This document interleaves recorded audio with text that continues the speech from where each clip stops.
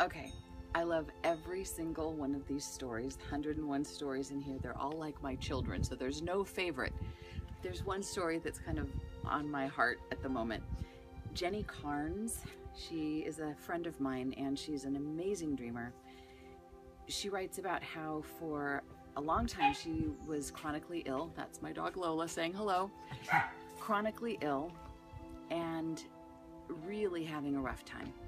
And she has a dream that she's in a hospital, nobody's listening to her, she is really, really sick, and she ends up in this room and she's just so mad that nobody's paying attention to her and nobody's listening to her. And she gets, somehow, because dreams change scenes, she ends up in this place where somebody is saying, there's all of a sudden this young girl who nobody's listening to.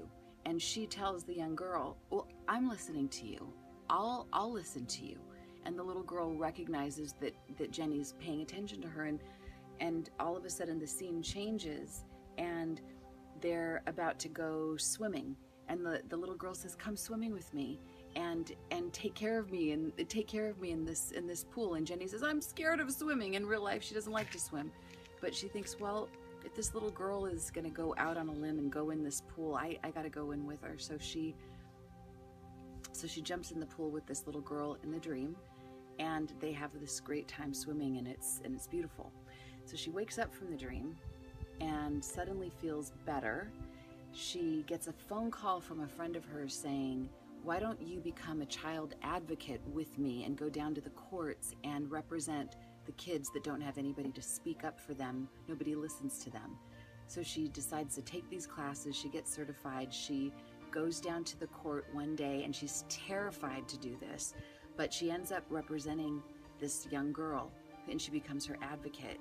And she has since become really bonded with this girl, and she's become this young girl's voice, and it has mysteriously helped her with her own health issues. She suddenly feels better because she took the plunge, and her dream inspired her to do that.